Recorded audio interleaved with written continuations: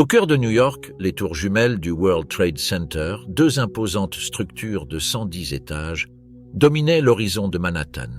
Pendant des années, elles incarnèrent la suprématie du capitalisme américain, se distinguant par leur hauteur et leur élégance. Pourtant, après leur construction, rares étaient ceux qui se souvenaient de l'histoire occultée de leur essor, celle du déplacement et de la destruction d'une communauté florissante du Lower Manhattan. Ce quartier, connu sous le nom de Radio Row, n'était pas un terrain vague. Il était composé de petites entreprises, d'ateliers et de magasins d'électronique qui s'étaient développés au fil des décennies, faisant vivre des milliers de familles, dont beaucoup d'immigrants. L'activité économique locale, bien que modeste, était vitale pour la ville, regorgeant d'experts techniques, d'ingénieurs et de commerçants qui, à l'époque, faisaient vivre le commerce électronique. Mais à mesure que Manhattan s'étendait vers la banlieue, le Lower Manhattan commençait à décliner.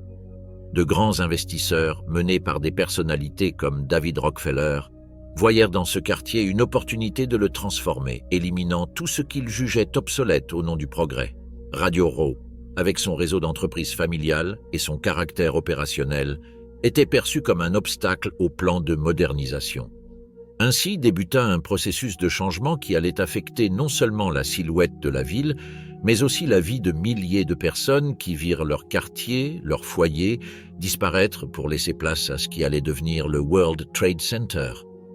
Au milieu du XXe siècle, le Lower Manhattan connut une profonde transformation qui allait façonner le destin de l'un de ses quartiers les plus emblématiques, Radio Row. Ce quartier, regorgeant de petites entreprises familiales, était réputé comme le centre névralgique de l'électronique à New York, un lieu où techniciens, ingénieurs et passionnés d'électronique affluaient à la recherche de pièces rares, de radios, de téléviseurs et de matériel audio. Tout au long des années 1940 et 1950, Radio Row s'était développé de manière organique. Bien que n'étant pas un quartier réputé pour sa modernité architecturale, sa valeur résidait dans sa capacité à soutenir une économie informelle florissante, bâtie par des immigrants et des entrepreneurs issus de la classe ouvrière qui avaient développé leurs activités à force de travail et de sacrifice. C'était un quartier animé, avec des boutiques s'étendant de part et d'autre de la rue, un réseau dense d'ateliers de réparation et de commerce de détail fonctionnant modestement. Cependant, malgré son succès et son rôle crucial dans l'économie locale, Radio Row ne correspondait pas à la vision des grands investisseurs et urbanistes qui commençaient à s'intéresser à l'avenir de Manhattan. Avec l'essor des banlieues et l'expansion des entreprises vers des zones plus modernes dotées d'infrastructures plus performantes, le Lower Manhattan commença à perdre de son attrait. À la fin des années 1950, les grandes entreprises commencèrent à quitter le quartier pour s'installer dans la banlieue du Connecticut ou du comté de Westchester, où elles pouvaient trouver des bureaux plus spacieux et des parkings gratuits. Dans ce contexte de déclin économique, le quartier de Radio Row, avec ses immeubles vieillissants et ses rues encombrées, devint une cible facile pour les intérêts des entreprises qui souhaitaient remodeler la ville à l'image d'une métropole plus moderne et ordonnée. La vision de Rockefeller, une opportunité de modernisation.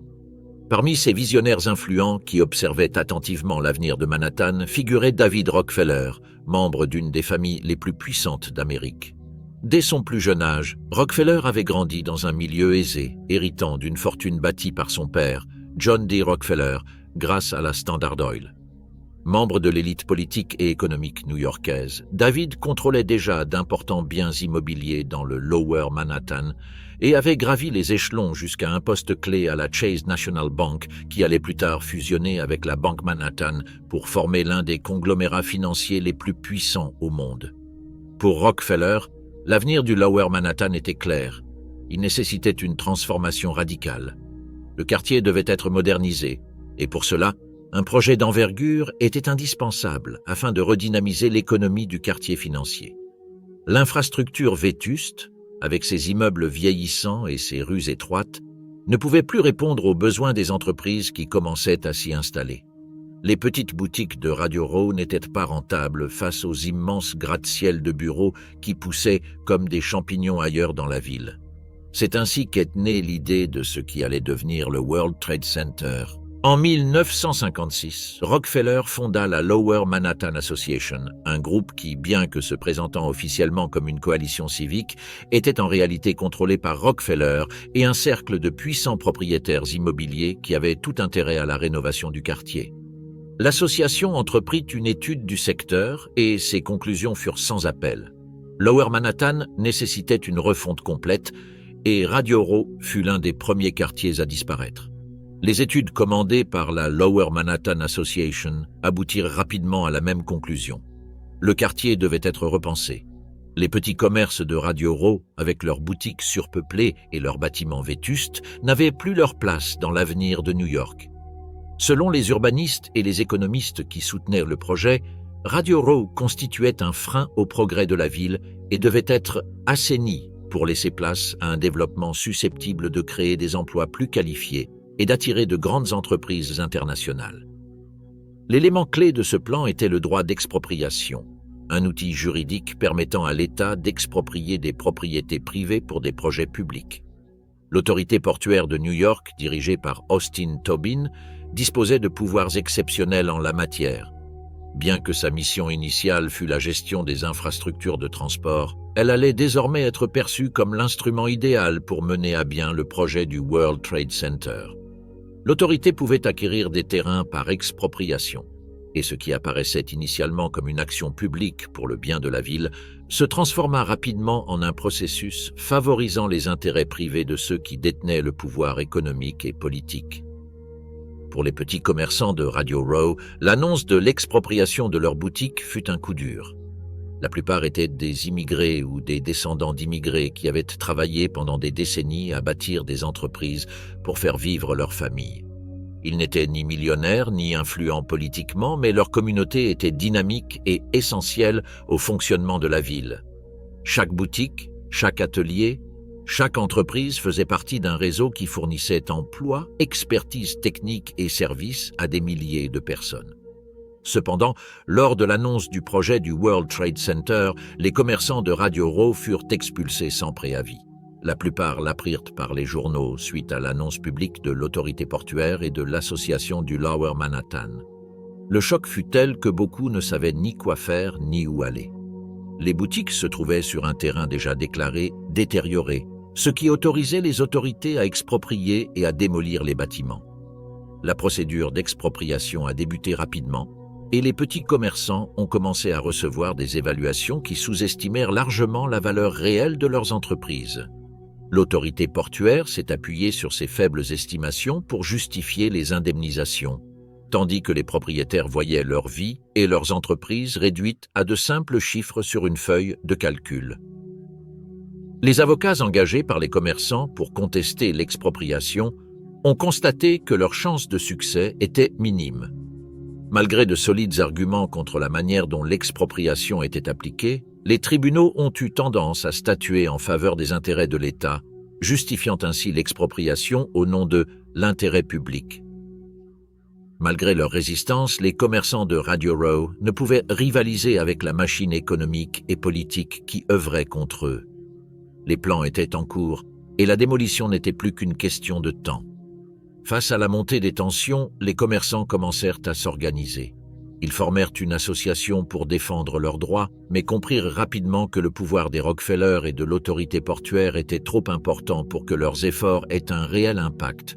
La machine du progrès poursuivait son cours inexorable et les équipes de démolition se préparaient à l'inévitable. La résistance des commerçants de Radio Row fut courageuse mais insuffisante face au pouvoir financier et politique à l'origine de la construction du World Trade Center. Malgré leur unité et leur dynamisme, ils se heurtèrent à un ennemi redoutable, la machine du développement urbain soutenue par des intérêts privés et l'autorité légale de l'État.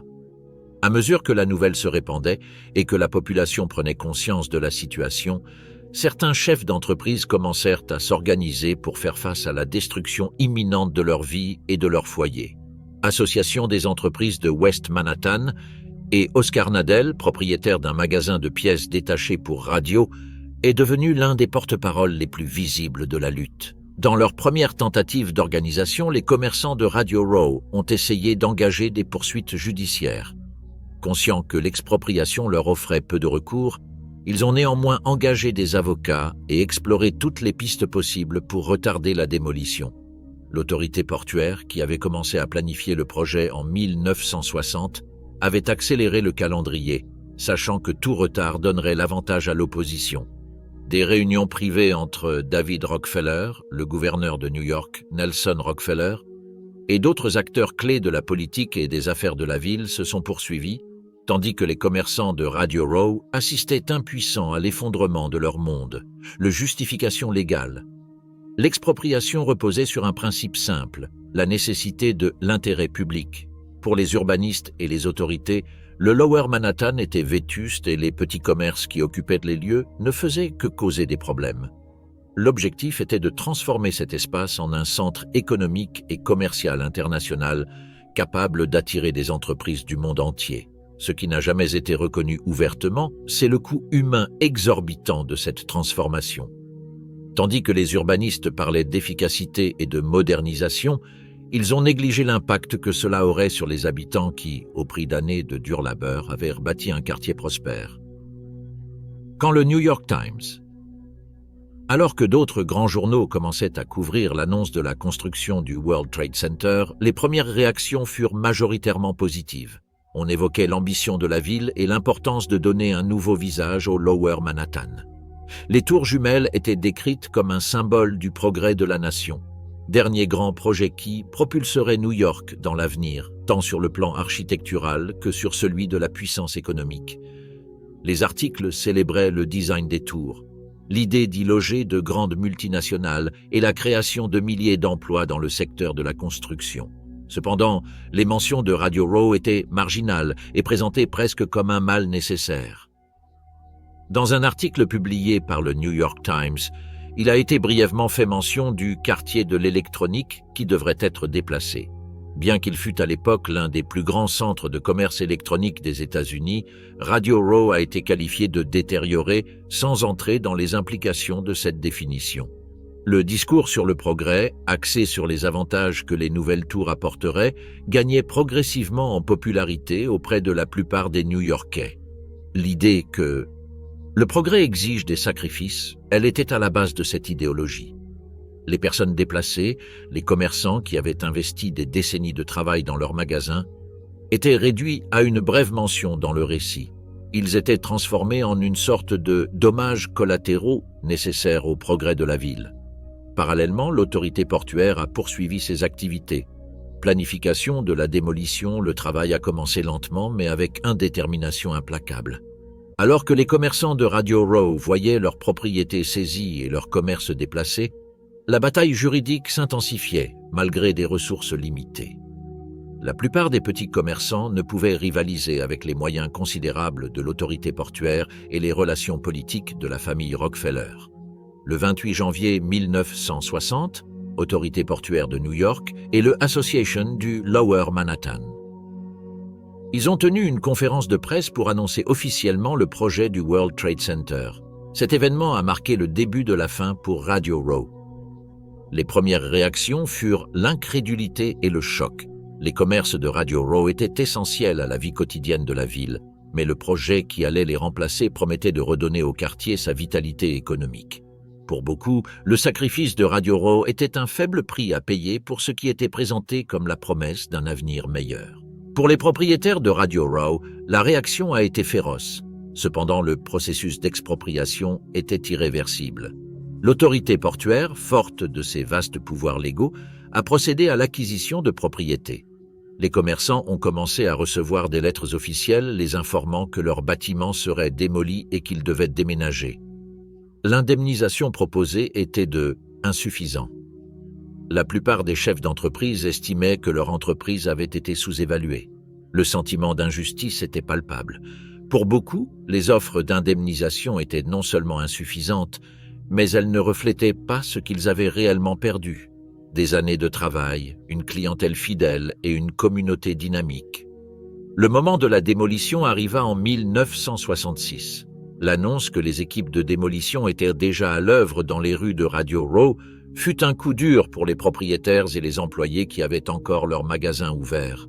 Les premiers bâtiments à s'effondrer furent les plus anciens et les plus petits. Mais avec le temps, tout le quartier a commencé à se délabrer. La démolition a été méticuleuse, mais ce qui avait été un centre florissant de commerce et de savoir technologique a disparu de la carte en quelques mois. La communauté qui avait été le cœur de Radio Row a presque complètement disparu. Les familles qui dépendaient de ces commerces ont été déplacées. Certains ont cherché de nouvelles entreprises, tandis que d'autres ont tout simplement été contraints de fermer. Les travailleurs qui faisaient partie de la communauté de Radio Row se sont retrouvés face à l'incertitude. Nombre d'entre eux ont perdu leur emploi sans perspective de relocalisation. Le sentiment d'avoir été déplacé par le progrès, c'était une blessure qui ne s'est jamais guérie. Malgré la résistance des commerçants et l'indignation de la population, les tours jumelles commencèrent à se dresser sur l'horizon de Manhattan. Bien que les propriétaires de Radio Row se soient battus pour conserver leurs locaux, les géants d'acier et de verre-lait tours jumelles symbolisaient un avenir économique et commercial qui semblait désormais inévitable. Le coût de la transformation urbaine de New-Yorkais était élevé.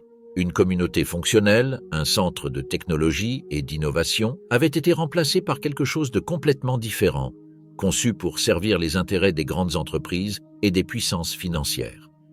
Alors que la communauté de Radio Row commençait à se dissoudre, les engins de démolition travaillaient à plein régime pour préparer le site à ce qui allait devenir le centre de commerce mondial. En 1966, avec la fermeture du dernier magasin de Radio Row, la démolition du quartier atteignit son apogée. Les ruines éparses des bâtiments furent systématiquement rasées. Cependant, pour les anciens habitants, la destruction ne se limita pas à l'espace physique. Leur communauté, leur histoire, leur vie furent effacées, rayées de la carte urbaine sans cérémonie ni reconnaissance.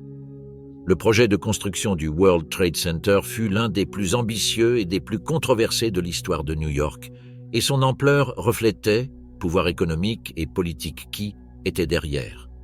Tours jumelles. Avec leurs 110 étages, il s'agirait de bien plus que de simples immeubles de bureaux. Ils étaient conçus comme symboles de la suprématie des États-Unis dans le monde moderne, un emblème du capitalisme qui reflétait le pouvoir de la famille Rockefeller et de l'autorité portuaire. Minoru Yamasaki, l'architecte choisi pour concevoir le World Trade Center, a été contraint d'adapter ses principes de conception à une échelle monumentale qui ne correspondait pas à ses idées initiales. Yamasaki était connu pour ses conceptions qui privilégiaient humanisation des espaces, l'intégration de la lumière naturelle.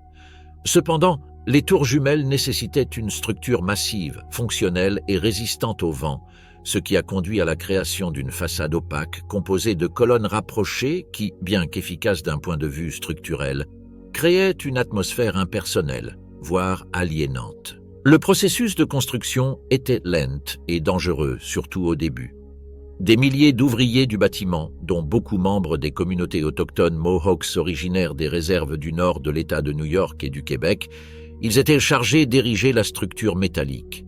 Ces ouvriers étaient réputés pour leur habileté à travailler en hauteur, marchant sur des poutres d'acier à plusieurs centaines de mètres du sol, sans autre équipement de sécurité que leur dextérité et leur courage. Durant la construction, nombre d'entre eux ont perdu la vie dans des accidents du travail. Mais ces incidents sont passés largement inaperçus dans les médias, qui les considéraient comme faisant simplement partie des risques inhérents à ce type de travaux. À mesure que les tours prenèrent forme, les critiques se sont intensifiées. Le projet de Yamasaki, bien qu'innovant sur le plan technique, fut perçu par beaucoup comme une réponse froide et déshumanisée au défi de créer un symbole de modernité. Les tours, avec leurs longues rangées de colonnes métalliques et leurs murs de verre réfléchissants, étaient impressionnantes, mais manquaient des détails ornementaux d'autres gratte-ciel de la ville, tels que Empire State Building ou le bâtiment Chrysler. Ils l'avaient. Le manque d'espaces ouverts, l'interaction limitée avec l'environnement et l'utilisation de systèmes mécaniques complexes pour maintenir la qualité de l'air et la climatisation à l'intérieur des bâtiments a créé un environnement d'entreprise mais peu accueillant. Pendant ce temps, les autorités portuaires. Ils ont continué à faire pression pour que le projet avance rapidement, car sa viabilité financière dépendait d'une occupation rapide des tours par des locataires. Cependant, le marché locatif new-yorkais n'était pas aussi simple que prévu. Les entreprises qui avaient initialement manifesté leur intérêt pour occuper les plus hauts espaces du monde étaient moins enclines à s'installer dans le Lower Manhattan, un quartier encore perçu comme une zone en déclin. Le gouvernement de l'État de New York, qui avait déjà investi des sommes considérables dans le projet, fut contraint d'intervenir. Grâce à des incitations fiscales et des subventions, les agences gouvernementales étatiques et fédérales furent obligées d'occuper les premiers étages disponibles. Cela garantissait non seulement des revenus, mais permettait également à l'autorité portuaire d'optimiser l'occupation des tours. Le récit du succès Hill est resté intact malgré les critiques. Cependant, les relations entre les autorités locales et les grandes entreprises qui espéraient occuper les lieux étaient tendues, car les taux d'occupation demeuraient inférieurs aux prévisions. Alors que les gratte-ciel s'élevaient vers le ciel, le coût humain de la transformation de Radio Row restait invisible. Les anciens commerçants et les travailleurs déplacés de Radio Row n'étaient pas les seuls à payer le prix de ce projet. Les communautés immigrants qui avaient fait de Radio Row leur foyer et leur gagne-pain ont vu comment leurs racines ont été arrachées sans pitié. Les propriétaires des boutiques et ateliers de Radio Row avaient bâti leurs entreprises au fil des ans. Décennies, nombre d'entre eux étaient venus aux États-Unis en quête d'opportunités et avaient réussi à créer un réseau d'entreprises florissant qui avait permis à la ville de rester connectée aux technologies et à l'électronique de l'époque. Mais à présent, ces entrepreneurs étaient contraints d'abandonner les terrains qu'ils avaient eux-mêmes transformés en un centre commercial prospère, déplacés par un projet qui n'avait été conçu ni pour eux ni pour les générations futures de familles immigrées. Dans le processus de démolition, plus de 800 entreprises furent détruites et avec eux, 30 000 emplois. Ces emplois ont disparu du jour au lendemain. Les conséquences ont été dévastatrices pour les communautés immigrées, dont beaucoup dépendaient de ces emplois pour subvenir aux besoins de leurs familles. Boutiques et ateliers Ce réseau qui servaient des familles des 4 coins du monde s'est dissous en poussière. Et avec lui, un réseau de connaissances techniques et une communauté établie au fil des décennies. Bien que l'indemnisation financière des chefs d'entreprise déplacés ait été fournie par l'autorité portuaire, beaucoup ont jugé les montants proposés insuffisants. Insuffisants pour couvrir les pertes réelles.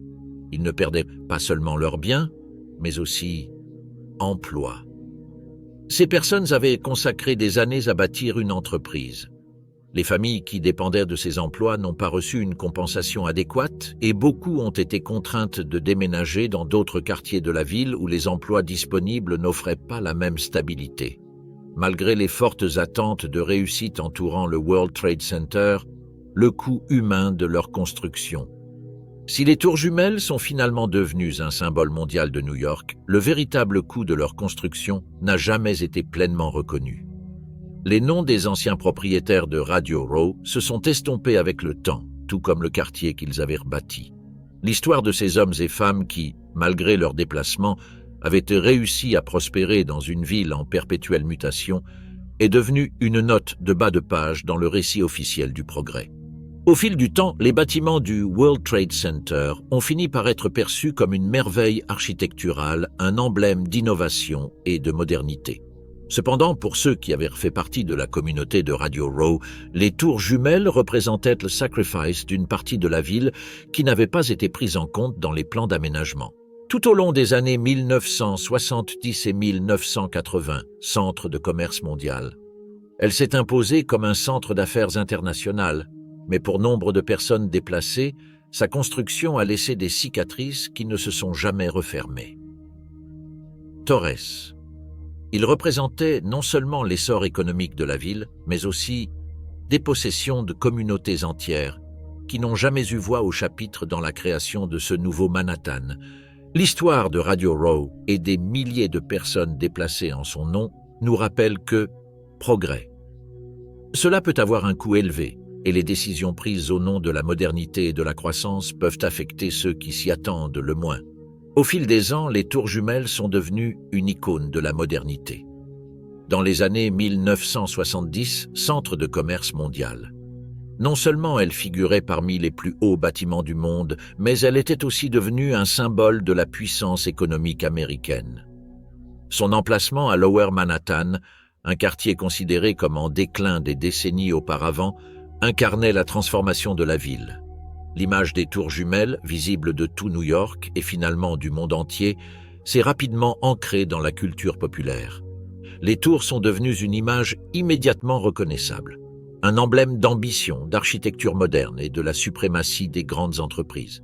Le complexe abritait les bureaux des entreprises multinationales, organisations internationales et sociétés de commerce mondiales.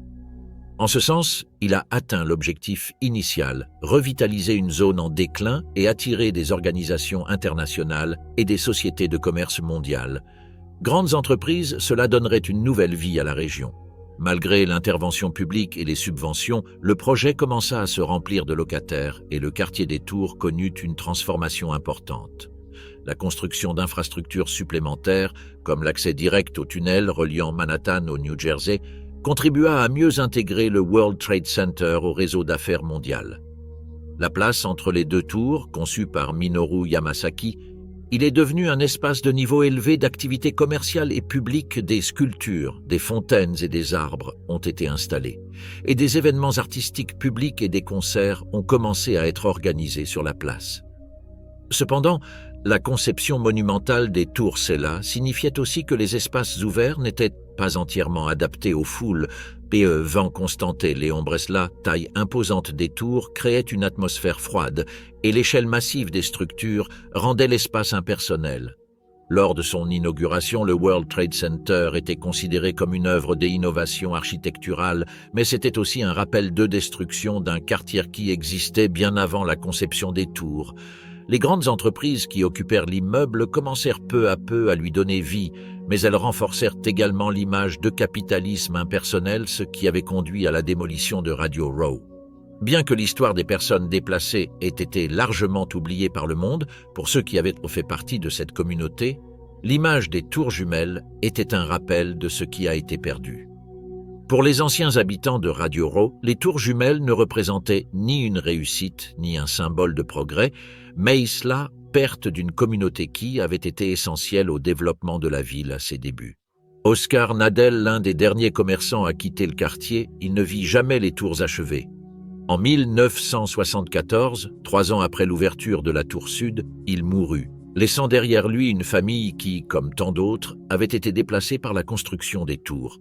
Projet de la famille Rockefeller. Les anciens commerçants, employés et ouvriers de Radio Row, n'ont pas été mis à l'honneur dans le récit officiel du World Trade Center.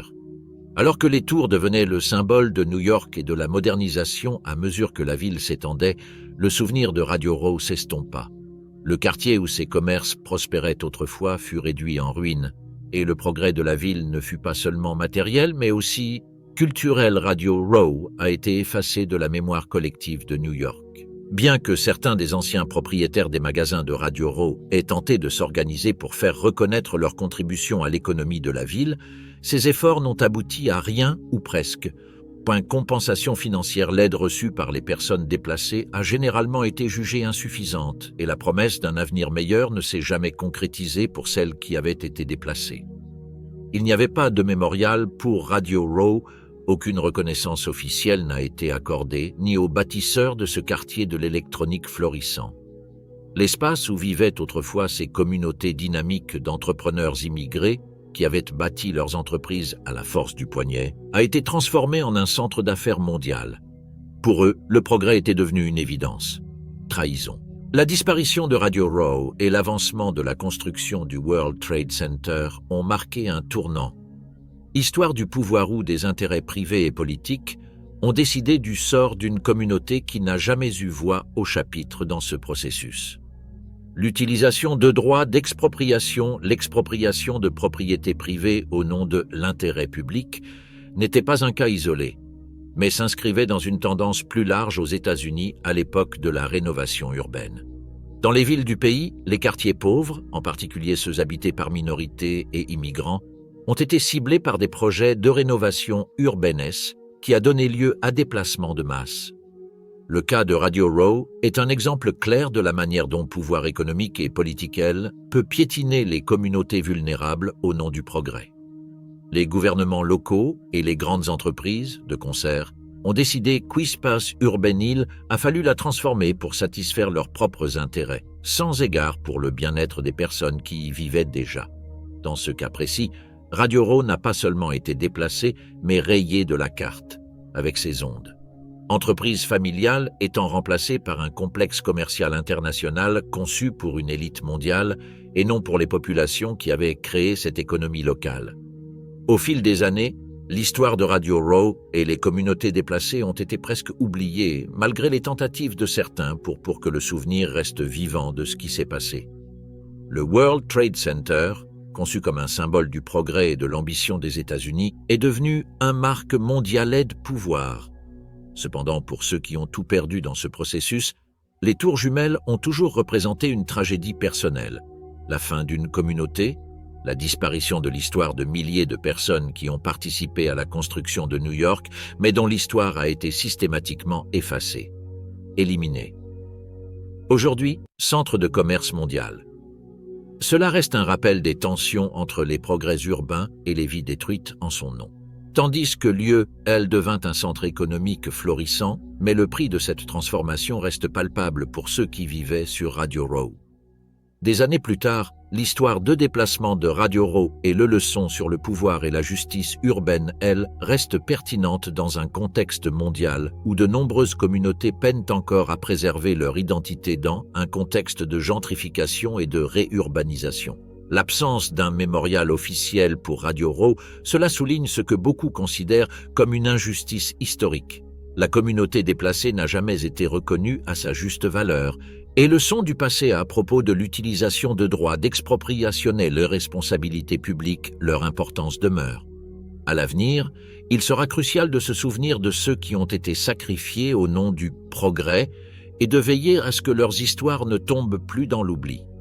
Le World Trade Center, jadis symbole de la puissance et de l'ambition économique de New York, est devenu synonyme de tragédie et de perte suite aux attentats du 11 septembre 2001. 2 avions détournés par des terroristes se sont écrasés sur les tours jumelles du World Trade Center, les détruisant entièrement.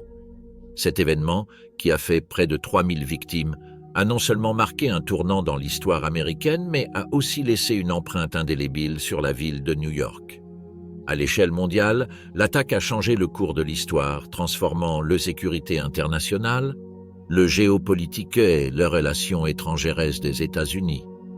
Mais pour beaucoup à New York, l'effondrement des tours représentait une perte personnelle et collective, alors que le monde pleurait la tragédie. Dans l'esprit de nombreux New-Yorkais et de ceux qui avaient été déplacés pour faire place à ces structures imposantes, la question était inévitable. Que restait-il de tout ce qui avait été sacrifié au nom du progrès? Les tours jumelles, qui pendant des décennies furent les symboles de la puissance américaine, étaient également les symboles de ce qui avait été perdu dans ce processus. Une communauté rasée pour construire quelque chose qui, au final, n'a pas duré comme tout le monde l'espérait. Les personnes déplacées de Radio Row, ceux qui avaient été déplacés de leur quartier pour laisser place à la construction du complexe, commencèrent à être mentionnés à nouveau dans le récit, mais d'une manière totalement différente. Cette fois, on ne pouvait plus ignorer leur voix, car l'endroit même où ils avaient autrefois exercé leurs activités avait été détruit par la violence. Dans les années qui ont suivi le 11 septembre, des efforts ont été entrepris pour reconstruire le site où se dressaient autrefois les tours jumelles. Le projet de reconstruction du World Trade Center. Il ne s'agissait pas seulement de reconstruire des bâtiments, mais aussi de créer un espace mémorial pour se souvenir des victimes de l'attentat et honorer la mémoire de ceux qui ont péri ce jour-là. En 2011, Mémorial et Musée national du 11 septembre. Elle a ouvert ses portes sur le site d'origine, consacrant des espaces aux victimes et à l'histoire de cette journée. Cependant, alors que New York tentait de guérir et souviens-toi, l'histoire de Radio Row restait une cicatrice non cicatrisée. Le quartier détruit par la construction des tours jumelles ne fut jamais vraiment reconstruit. Aucun mémorial spécifique n'a été érigé en hommage aux commerçants et à leurs familles qui ont perdu leurs maisons et leurs commerces. Malgré leur déplacement forcé au nom du progrès, la mémoire des déplacés, la musique de Radio Row a été en grande partie reléguée à l'oubli. Certains des anciens propriétaires d'entreprises, désormais âgés, venaient occasionnellement leur rendre visite. Mémorial du 11 septembre pour se souvenir du lieu où ils avaient autrefois travaillé et vécu. L'ironie était flagrante.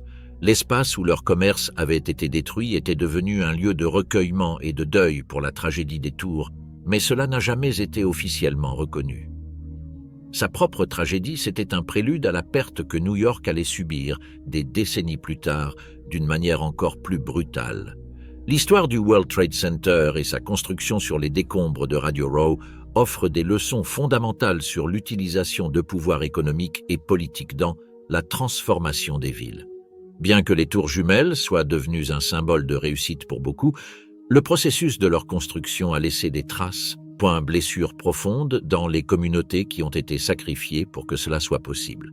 Ce processus de rénovation urbaine, ce phénomène, qui a déplacé des milliers de familles et d'entreprises, s'est répété dans de nombreuses autres villes tout au long du XXe siècle, souvent avec peu ou pas de compensation pour les personnes concernées. L'histoire de Radio Row et de sa destruction s'inscrit dans un schéma de déplacement forcé et gentrification où les communautés vulnérables sont souvent déplacées pour faire place à des projets qui favorisent les puissants, qu'il s'agisse de grandes entreprises ou d'intérêts politiques. Bien que le World Trade Center demeure un symbole d'ambition commerciale, il ne faut jamais oublier le prix payé pour sa construction. Au fil des années, les leçons sur l'expropriation et le déplacement des communautés ont suscité des débats sur la manière dont les gouvernements et les promoteurs urbains devraient trouver un équilibre rénovation avec le respect des communautés existantes. Dans de nombreuses villes des États-Unis et du monde entier, les processus de gentrificationnels demeurent une source de tension, où les plus vulnérables paient le prix du progrès. L'étui Radio Row. C'est un avertissement sur la façon dont le pouvoir peut transformer un quartier, mais aussi l'anéantir. Les histoires et les vies de ceux qui n'ont pas de voix dans les décisions qui affectent leur avenir. Aujourd'hui, le Lower Manhattan a connu une renaissance. Le World Trade Center, qui était l'un des principaux centres d'affaires du monde, a été renouvelé sous la vision de nouveaux bâtiments, tels que le One World Trade Center, qui est devenu le plus haut gratte-ciel de New York et des États-Unis. Cependant, ce processus de reconstruction a été un mélange de succès et frustration. Le quartier a de nouveau été transformé avec un paysage urbain qui ne ressemble plus à Radio Row et avec une nouvelle génération qui ignore l'histoire des anciens habitants du quartier. Pour beaucoup, le nouveau World Trade Center est un symbole de la capacité de New York à se remettre de la tragédie, mais aussi un rappel de comment les progrès cela peut laisser les plus vulnérables de côté. Le débat sur l'avenir de la ville et des communautés vulnérables. Cela reste pertinent. À l'avenir, leçon du passé. En ce qui concerne l'utilisation de l'énergie, justice urbaine et les responsabilités dans le développement. Elles sont plus importantes que jamais. Les villes doivent se demander comment préserver leurs histoires afin d'honorer leur communauté et de concilier croissance et respect des droits des habitants de l'espace urbain. Face aux mutations du monde, progrès. Il ne devrait pas être synonyme de destruction. La ville doit trouver des moyens d'aller de l'avant sans laisser son peuple derrière. L'affaire de Radio Row est l'un des épisodes oubliés de l'histoire urbaine de New York, mais c'est une histoire qu'il faut continuer à raconter. Car au final, il ne s'agit pas seulement des tours jumelles ou de grandes ambitions qu'ils représentaient, mais d'ulles personnes qui ont été sacrifiées sonnent leur nom. Les histoires de ces communautés déplacées, de ces vies interrompues, continuent de résonner dans la ville, et il est nécessaire de se rappeler que le véritable progrès est celui qui n'oublie pas ceux qui ont rendu possible ce que nous sommes aujourd'hui. L'histoire de Radio Row et de sa disparition au nom d'un projet emblématique comme le World Trade Center offre des leçons profondes qui restent pertinentes pour l'urbanisme et les politiques d'aménagement du territoire d'aujourd'hui. Si le World Trade Center représente un symbole de prospérité capitaliste et d'ambition de modernité, conséquences sociales et humaines, les différents aspects du processus de démolition de Radio Row n'ont jamais été pleinement abordés. Tension entre progrès urbain et droits des communautés, ce n'est pas une question qui appartient uniquement au passé. En réalité, c'est un enjeu central aujourd'hui, notamment avec la montée en puissance de gentrification des déplacements forcés dans de nombreuses villes du monde entier. Radio Row a été démoli sous prétexte que l'espace qu'il occupait dans le Lower Manhattan devait être transformé pour faire place à un avenir plus moderne. Moderne, propre et organisé. Les promoteurs et les urbanistes, dans leur empressement à construire une ville qui reflète la puissance économique des États-Unis, ont non seulement déplacé une communauté dynamique, mais ont aussi négligé les riches réseaux de relations sociales, commerciales et culturelles qui existaient là. L'histoire de Radio Row souligne à quel point communautés vulnérables et ceux qui n'ont pas de pouvoir politique ou économique sont facilement dépouillés de leur espace au profit de grands projets de développement qui ne tiennent pas compte de leurs intérêts. Aujourd'hui, les gouvernements et les entreprises continuent de prendre des décisions qui affectent directement les communautés locales sans tenir compte de leurs besoins. Le droit d'expropriation. Le même outil utilisé pour détruire Radio Row est encore employé pour exproprier des propriétés au nom de projets de revitalisation de quartiers, sans que les personnes concernées ne reçoivent une juste indemnisation ni ne puissent participer aux décisions. Dès lors, comment concilier progrès urbain et droit et bien-être des populations qui vivent dans ces quartiers depuis des générations ? Bien que le World Trade Center ait été construit comme un centre d'affaires prestigieux, l'histoire de Radio Row reste un récit édifiant sur les dangers de gentrification et le déplacement des communautés historiques. Gentrification. L'étalement urbain, phénomène de transformation urbaine souvent accompagné de l'exclusion des classes populaires au profit d'une nouvelle classe aisée, caractérise de nombreuses villes à travers le monde. À New York, notamment dans des quartiers comme Brooklyn, Harlem et le Lower East Side. Le déplacement des communautés locales a été un enjeu central ces dernières décennies. La gentrification dans ces quartiers non seulement élimine le caractère unique de ces communautés, mais les met également en danger. Réseau de soutien que les habitants ont construite au fil des ans. Gentrification transforme ces espaces en zones luxueuses avec des loyers élevés et une gamme de services qui favorisent les plus riches. Pendant ce temps, les résidents d'origine, ceux qui avaient lutté pendant des années pour construire leur vie et leurs entreprises, sont personnes déplacées sans alternative viable. Ce phénomène est similaire à celui qu'ont vécu les habitants de Radio Row, déplacés par la construction d'un nouveau complexe immobilier destiné aux grandes entreprises, sans égard pour les vies que ce projet allait détruire. Il est évident que le processus de gentrification CELA demeure une préoccupation majeure pour les communautés qui luttent pour préserver leur identité culturelle et économique, déplacement de massless. Conséquences de ces processus de gentrification peuvent entraîner la perte de logements et de commerces pour des familles, affectant le tissu social et la cohésion communautaire. Leçon tirée de Radio Row Hills devrait servir d'avertissement aux futures générations d'urbanistes, d'architectes et de décideurs politiques. Il ne s'agit pas seulement de construire des bâtiments et des gratte-ciel, mais de préserver les communautés qui rendent les villes dynamiques et diversifiées. L'histoire de Radio Row amène également à réfléchir sur justice sociale en matière d'urbanisme, les déplacements massifs de population, tels que ceux survenus à Radio Row et qui continuent de se produire dans de nombreuses villes, doivent être analysés d'un œil critique. Comment les politiques urbaines peuvent-elles garantir que le développement et la rénovation n'entraînent pas de tels déplacements? Destruction des communautés vulnérables, justice sociale urbaine. Cela implique de s'assurer que tous les citoyens avoir un rôle actif dans le processus décisionnel à propos de l'avenir de leur quartier et de leur ville. Au fil des décennies, il est devenu évident que décisions d'urbanisme, elles, sont souvent dominées par de grandes entreprises et des promoteurs immobiliers qui disposent des ressources et du pouvoir politique nécessaires pour influencer les politiques locales. Intérêts corporatifs 7, le capital privé leur accorde souvent la priorité lors de la conception de projets destinés à être présentés comme des symboles de modernité et de progrès. Cependant, l'histoire de Radio Row, cela montre que le coût humain de ces évolutions n'est pas toujours pris en compte et que les effets sur les communautés déplacées sont souvent ignorés par ceux qui ont le pouvoir de décider. Le justice sociale dans l'urbanisme nécessite une approche plus inclusive, qui assurait la participation des résidents dans les processus de développement de leur quartier. Cela inclut les consultations publiques, le juste rémunération en raison des déplacements et de la création de projets qui bénéficiaient aux communautés existantes et sans sacrifier leur vie et leurs infrastructures. De plus, une répartition équitable des ressources urbaines, en veillant à ce que tous les secteurs de la population aient accès à des logements abordables, à des services et à des opportunités économiques. Malgré la construction de nouveaux bâtiments et complexes de bureaux sur le site de l'ancien Radio Row, il est crucial que mémoire collective ne manquez pas ce quartier. Souvenez-vous de son histoire, Radio Row. Il ne s'agit pas seulement d'un acte de justice pour les personnes déplacées, mais aussi d'une manière de préserver l'histoire de New York. Chaque quartier, chaque communauté a une histoire qui mérite d'être racontée. Il est essentiel de comprendre l'aménagement urbain à la lumière des personnes qui y vivaient et y travaillaient avant qu'il ne devienne un simple espace commercial. L'oubli de Radio Row. Au fil des ans, cela a illustré comment la mémoire historique peut être facilement manipulée pour servir des récits de progrès sans égard pour le coût humain.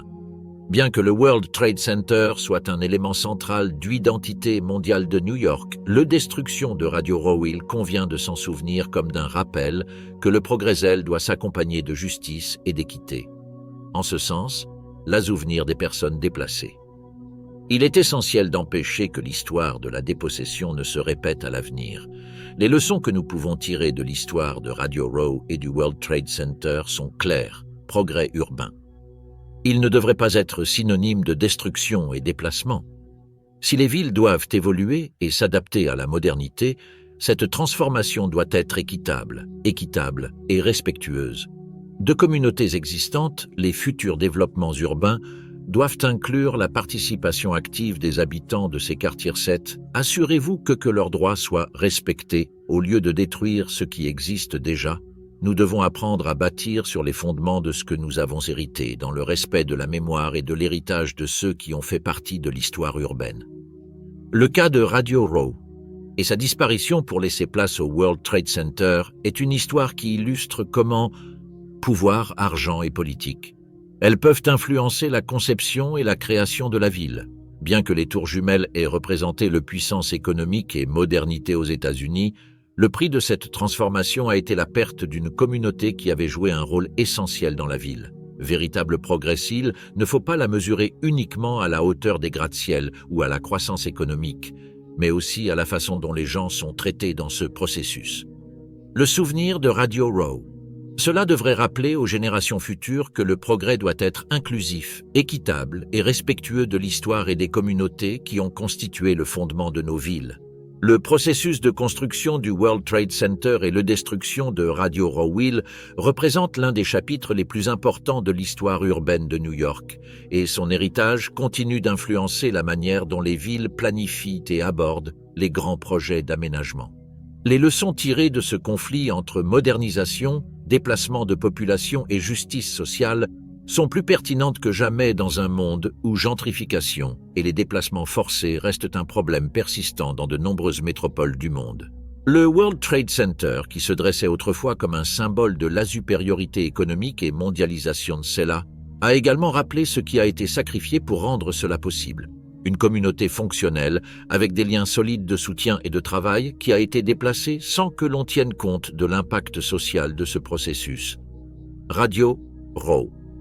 Ce n'était pas seulement un quartier de boutiques et d'ateliers, mais un lieu chargé d'histoire, foyer d'immigrants ayant fait de New York leur patrie, et un réseau commercial qui s'était développé organiquement au fil des décennies. Sa disparition témoigne de la façon dont les décisions d'aménagement urbain peuvent effacer des pans entiers de l'histoire, espaces expérientiels et des communautés entières afin de faire place à un avenir qui ne tienne pas toujours compte des coûts humains. Certains pourraient affirmer que le World Trade Center était nécessaire au développement économique de la ville et que les avantages à long terme l'emportaient sur les coûts immédiats. Mais l'histoire du Radio Row nous invite à remettre en question ce type de discours. La justice sociale et le respect des communautés doivent être des composantes essentielles de tout projet d'aménagement urbain. L'affaire Radio Row démontre que, dans la poursuite du progrès, nous ne devons pas perdre de vue les citoyens, ni permettre que, exclusionner le dépossession, les communautés se présentent comme besoin de développement. Le souvenir de ce qu'était Radio Row est essentiel pour comprendre le changement et la transformation dans les villes modernes. Dans un monde où récits de déplacements souvent passés sous silence ou ignorés, la mémoire collective de ces lieux et des vies qui les ont habités doit être préservée et honorée souvent. Les villes réécrivent leur propre histoire, effaçant les traces des communautés déplacées pour faire place à de nouveaux récits de progrès et de réussite. Dans le cas de New York, la construction du World Trade Center s'inscrit dans ce processus. Rapport officiel tandis que la vie et l'héritage de ceux qui vivaient à Radio Row étaient relégués au second plan. Pour nombre de personnes déplacées, leurs histoires sont restées inaudibles et méconnues au moment de l'expropriation. Et lorsque le World Trade Center fut achevé et devint un symbole de la ville, ces histoires oubliées complètement. Les images de 11 septembre et la dévastation causée par l'attaque terroriste contre les tours jumelles s'est rapidement imposée dans la mémoire collective de la ville, reléguant encore davantage au second plan le histoire de Radio Rodans, le récit populaire. Il est essentiel que, lorsque nous réfléchissons au passé de nos villes, nous ne perdions pas de vue les communautés qui ont construit ces lieux. Le mémoire historique.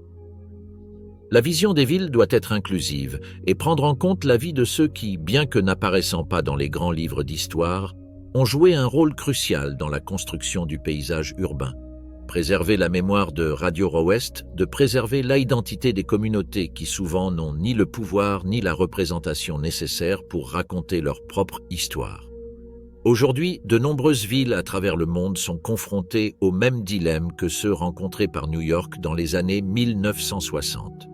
Destruction de Radio Row.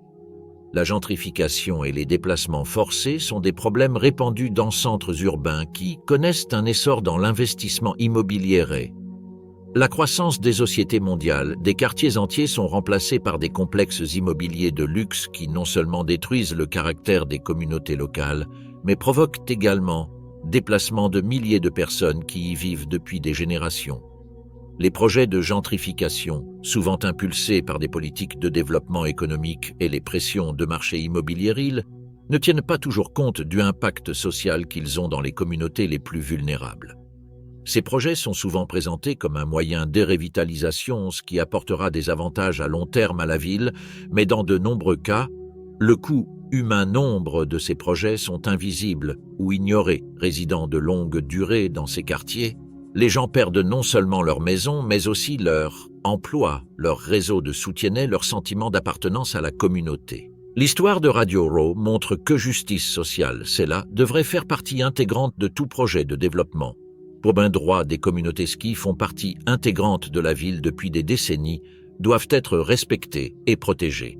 Et le surbanisme doit garantir que non seulement l'entreprise, le promoteur immobilier non seulement bénéficier du renouveau des villes, mais aussi résidents d'origine de ces régions. L'un des principaux problèmes soulevés par l'histoire de Radio Row et la construction du World Trade Center est le manque de participation communautaire. Les habitants de Radio Row n'ont eu aucun droit de regard sur les décisions d'aménagement. Ils ont été exclus de la création des projets qui allaient transformer à jamais le paysage de leur quartier en communauté déplacée-cile, doivent être inclus dans le processus décisionnel afin que leur voix soit entendue et que leurs droits soient protégés. Le consultation publique C, le processus participatif C, sont des outils essentiels pour garantir aux personnes concernées par l'aménagement urbain la possibilité d'exprimer leurs préoccupations, leurs suggestions et leurs inquiétudes. Le modèle d'urbanisme de demain doit reposer sur ce principe en démocratie locale dans lequel les résidents ont la possibilité d'influencer directement les projets qui affectent leur quartier. Cela contribue non seulement à préserver le caractère des quartiers, mais garantit également que les projets sont plus équitables et justes avec des avantages directs pour ceux qui en ont le plus besoin. La participation active de la communauté peut créer un sentiment de propriété et soutient une vue de projets de développement, en évitant l'aliénation et le déplacement, qui reste malheureusement une caractéristique commune de l'urbanisation moderne. Conclusion. Un appel à la réflexion et à l'action. L'histoire de Radio Row et du World Trade Center nous lègue un héritage important. Le progrès et le développement ne doivent pas être simplement synonymes de destruction. Le justice sociale, elle, doit être au cœur de tout projet urbain. Les villes doivent croître, mais pas au détriment de la nature, une communauté qui les ont rendus dynamiques et vivants. Il est essentiel de se souvenir de la valeur des histoires méconnues, de celle des personnes déplacées par le progrès de la modernité et du capital. Les voix de Radio Row. Il faut les entendre aujourd'hui et à l'avenir pour que nous n'oublions jamais ce qui a été perdu au nom du progrès. À mesure que les villes du futur se développent, urbanistes, le dirigeant le promoteur immobilier doit s'engager en faveur d'une vision de croissance qui respecte les communautés qui habitent ces espaces. Le véritable progrès est celui qui compris, équitable et respectueux de personnes qui ont rendu cette croissance possible. Si vous avez apprécié cette analyse de l'histoire de Radio Row et du World Trade Center, et que vous souhaitez en savoir plus sur l'impact du développement urbain sur nos villes, abonnez-vous à notre chaîne. Restez à l'écoute pour découvrir d'autres contenus sur l'urbanisme, l'histoire et la justice sociale. Ensemble, nous pouvons tirer les leçons du passé pour bâtir un avenir meilleur où toutes les voix sont entendues et respectées. N'oubliez pas d'aimer et de partager ce contenu pour que davantage de personnes puissent se joindre à cette réflexion.